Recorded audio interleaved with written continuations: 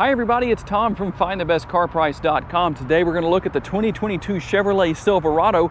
This is the RST. It is a four-wheel drive model. It has an exterior color of Summit White. The interior is jet black. I'll give you a quick look at that. And the obvious question to be answered here, is this truck worth the sticker price of $59,420? Well, I guess that's going to depend on a lot of factors. Some people might say that's no problem. Some people might say, yeah, that's too much, or whatever the case is. I can't imagine somebody saying that's too little, but you never know. Read the comments to find out what people are saying. But let's take a look at exactly what you get and maybe what you don't get when it comes to the price of this truck. Obviously, the front end has been redesigned for 2022, unless you got one of those limited versions. So these have the changes.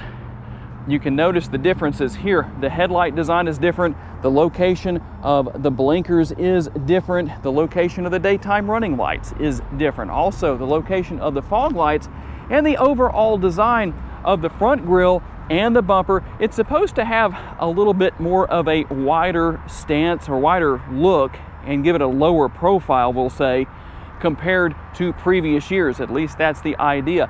And in some cases, you won't be able to see it as well here. There are some changes to the hoods as well. So depending on what you want, well, obviously you can make changes and pick different options in that respect with these trucks. One thing I have to say here, and with the truck that's somewhat high off the ground, not terribly, but it's good to have these hydraulic struts to open the hood. You don't have to find that manual prop rod to put things in place where that's concerned and hold the hood up manually.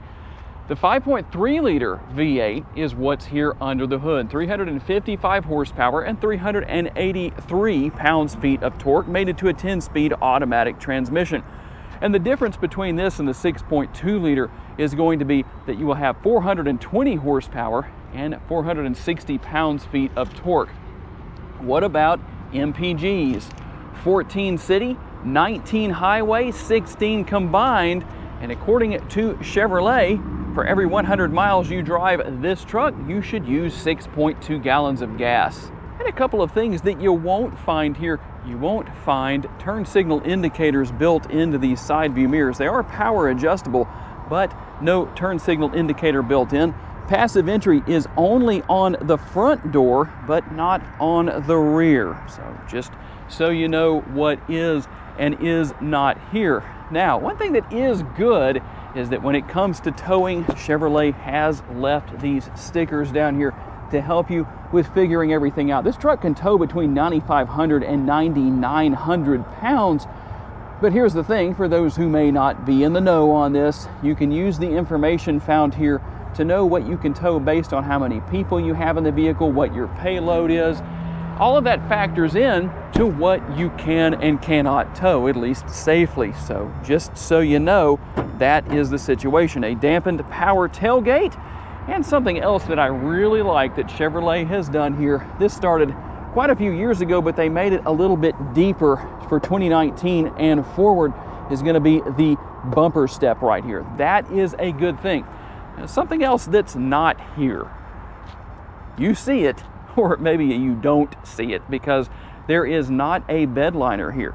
Now, you do have a lined tailgate right here, but I'm really surprised you don't have the bed liner here. You will find a power outlet right here. You're going to have the in-bed LED lighting. Let's see if we can give you a good view of where that's located. It's going to be kind of hard to show that on a bright sunny day like this, but just so you can see what is here, that is, well, could be a deciding factor for some people. Not that you can't remedy that, but you would think that these trucks would come with a feature like a bed liner for nearly $60,000. You will have 12 different tie-down points, 3 here, 3 in the front, and the same thing on the other side over here.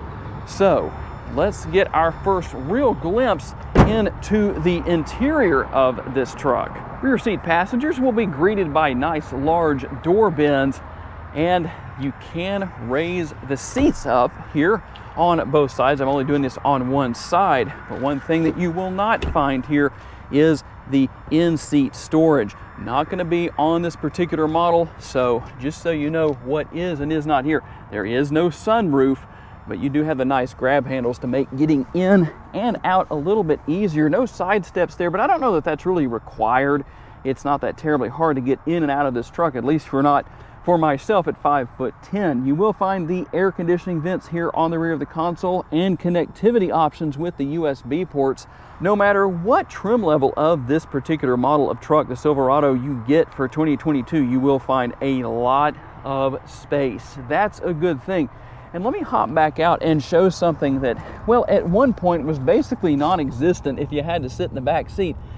And that's the fact that you don't have a super large transmission tunnel. There's just a little bit of height there, but not enough to make a difference. So whoever's sitting in that middle area right there in that middle seat won't have to deal with the uncomfortable issues that come with that. All right, guys, there's the remote. I know you want to know if it has remote start, and as you can see right there, it most certainly does. So let's take a look into the front seat, but there is one thing in the back seat I want to show you real quick, because if you bought this truck and you're checking things out and saying, well, I'm gonna hop in the back seat and close the doors, make sure there's one on this side and one on the passenger side as well. These are the child safety locks. Make sure it's in that up position and not click down like that. That way you don't get stuck inside and have to crawl through that pass-through right there. That wouldn't be a whole lot of fun. Well, for some people it might be, and for some people it might not. So let's hop in here and take a look at these great graphics, not only on the 13.2-inch screen here, but the 13.4 right here in the center as well. I'm gonna hit the starter button and let you see what you get as far as the instrument cluster goes.